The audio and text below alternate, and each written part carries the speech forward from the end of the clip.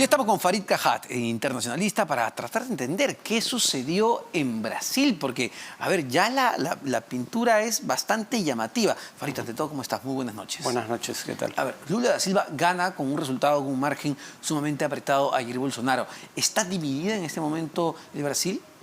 Sin duda. Digamos, Bolsonaro...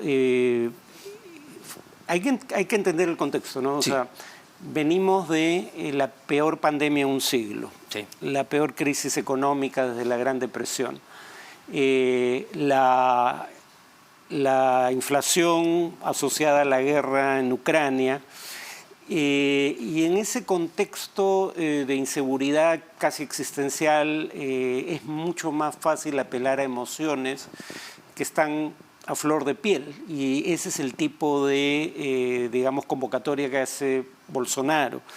Por eso es que tiene una base electoral tan fiel, probablemente, ¿no? Por el hecho de que no es gente que vea dos candidatos y evalúe pros y contras y decida con base en esa evaluación. Sí. Es gente que ve a un candidato como la encarnación del bien y al otro como la encarnación del mal. Por ende, no hay posibilidad de trasvase. Lula genera una lealtad similar, pese a que sus posiciones políticas son mucho más moderadas, ya ha gobernado, sabemos cómo gobernó, genera lealtades también intensas. Entonces ha sido una polarización muy grande la que se ha dado, y eso, me temo, va a continuar por un tiempo, sobre todo no sabiendo si Bolsonaro va a aceptar el resultado o no. Eso también es importante para saber qué tan estable va a ser la primera etapa del gobierno de Lula. Ahora, eso es complicado, ¿no? Porque entiendo ya algunos líderes cercanos a Bolsonaro ya aceptaron la victoria de Lula, pero el hecho de que Jair Bolsonaro, que además tienes a casi, ¿cuánto? 49, 48% de gente, la mitad del país que votó por él. ¿Cuál es el riesgo del nivel de convulsión que ya se ve en este momento en las calles de Brasil? El problema que creo enfrenta Bolsonaro es que, digamos, él es el que ha generado la sensación en parte de su electorado de que cualquier derrota suya era producto únicamente de un fraude. Y entonces ahora tienes cerca de la mitad de sus electores, según una encuesta posterior a la elección, no están dispuestos a aceptar el resultado en principio, pero un 25% cree que sería una traición si Bolsonaro acepta el resultado. Wow. Entonces está jugando la posibilidad de perder a los sectores más radicales de su base política. El problema que yo creo tiene es que probablemente haya sondeado a potenciales aliados para ver qué actitud tendría en el caso de que él recuse el resultado, y parece que no ha tenido una respuesta positiva. Por ejemplo, el nuevo gobernador electo de San Pablo es un exministro de Bolsonaro, es un exmilitar de su organización política, pero ya salió a reconocer el triunfo de Lula. Igual el jefe de la Cámara de Diputados. Entonces hay quienes dicen que sus allegados han dado a entender de que el día de mañana va a aceptar el resultado, aunque no va a llamar a felicitar a Lula. Pero en todo caso mucho depende ahora de que dé señales de vida, porque el tema es que ha desaparecido hasta de las redes sociales. Nadie sabe muy bien cuál es su estado mental en este momento. Y muchos se preguntarán, Farid, ¿cómo ha sido una persona que estuvo presa 580 días por todo el tema del caso Lavallato, sale de la cárcel y vuelve a ganar la presidencia de Brasil? Entiendo que 20 años después de haberla ganado por primera vez. A ver, Lula tiene una gran ventaja de su lado, ¿no? Y es el hecho de que hubo una confabulación política en su contra en lo que debió ser un proceso judicial, siguiendo las normas de debido proceso. Ahora no queda la más mínima duda de que el juez Moro conspiró contra Lula. Sabemos por, digamos, mensajes de WhatsApp, que en lugar de esperar la denuncia del fiscal o la acusación fiscal para procesarla en igualdad de condiciones con la argumentación de la defensa, él coordinaba cómo presentar el caso contra Lula con el fiscal. Sabemos que él es el que manda a Lula a prisión y luego termina de ministro del candidato al que le quitó al principal rival del camino, y ya, digamos, como si hiciera falta más evidencia, en los debates de segunda vuelta, él era uno de los que asesoraba en los intermedios a Bolsonaro. Entonces, al margen de si Lula es culpable o inocente, cosa que no se ha establecido en un juicio justo, claramente una confabulación en su contra, y eso lo ha ayudado. Ahora, si él personalmente es corrupto o no, no es algo que yo vaya a establecer, yo no soy especialista en la materia, pero lo interesante, y probablemente eso ayuda a entender por qué Bolsonaro de cualquier manera obtuvo una votación tan alta, yo diría de Lula lo que digo de Fujimori. O sea, importa poco si tú personalmente eras corrupto o no. Si permitiste que la corrupción campeara a tu alrededor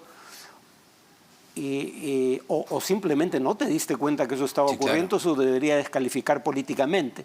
Pero claro, Lula presentó esto como una elección entre democracia y autoritarismo, y con el discurso de Bolsonaro, presentar a Bolsonaro como una amenaza para la democracia no era tan difícil. Y ahí es interesante porque, a ver, en Perú cuando se dan estas segundas vueltas decimos, bueno, se tiene que votar por el mal menor y luego entra la discusión.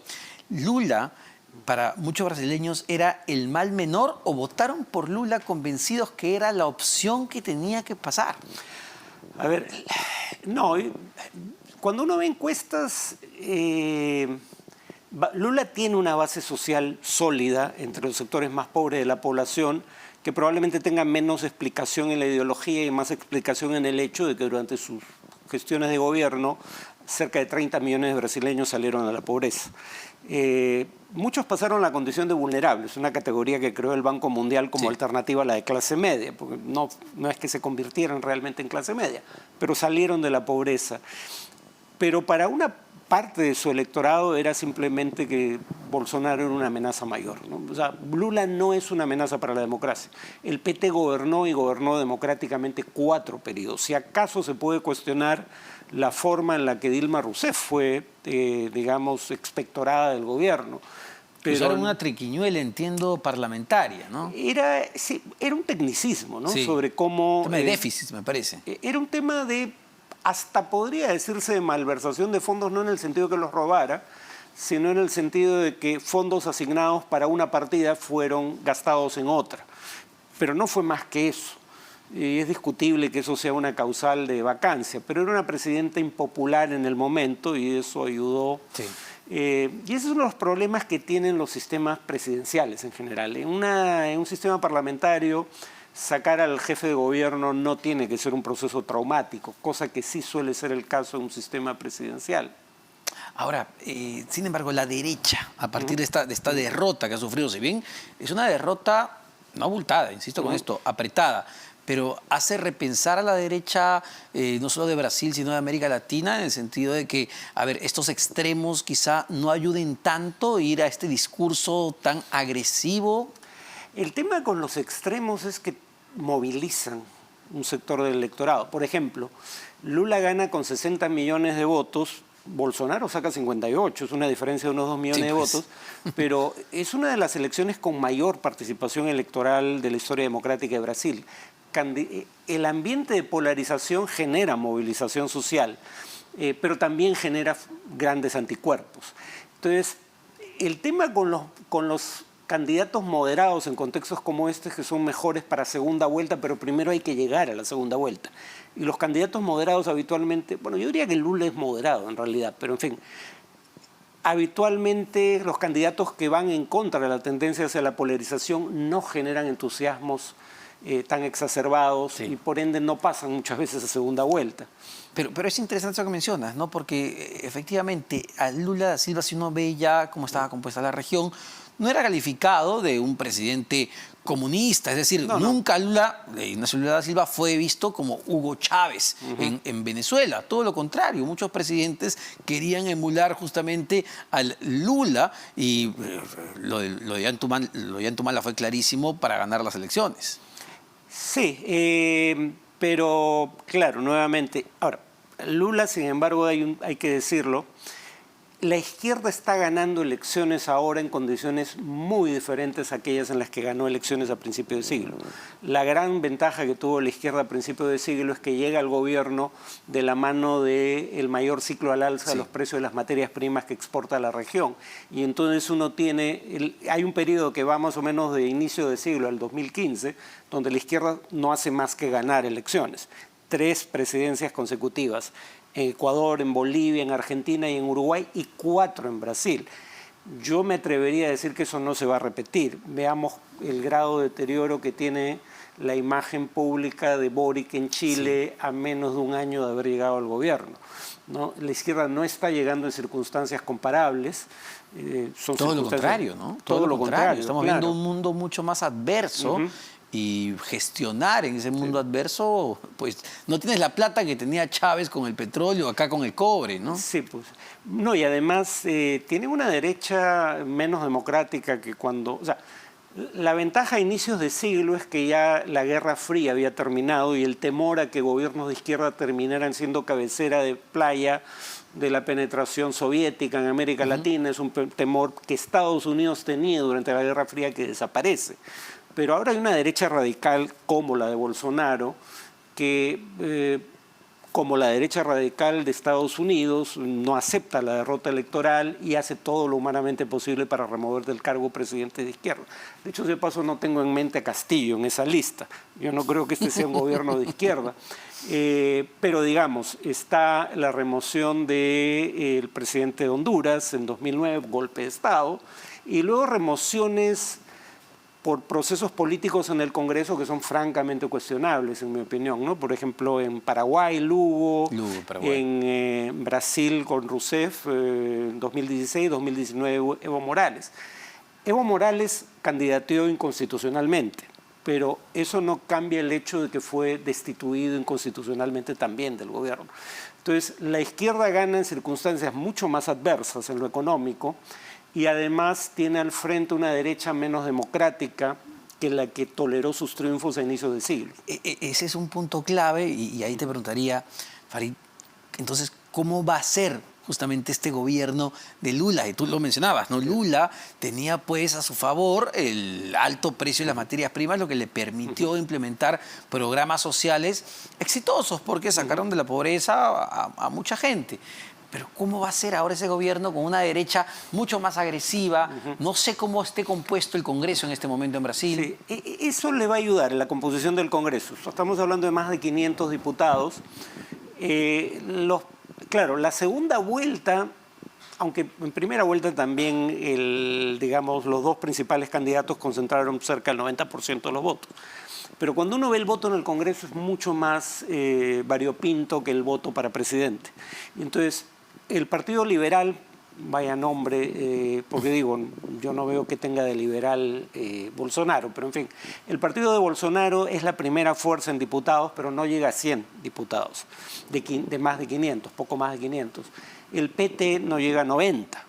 Y claro, hay lo que ahora se llama el centrado, que son partidos transaccionales como los que tenemos en el Congreso peruano, que algunos los llaman acá de centro. En realidad no es que sean de centro, es que están dispuestos a transar, y transar en términos no siempre santos, pero esos 300 votos que están en el medio suelen ser partidos transaccionales.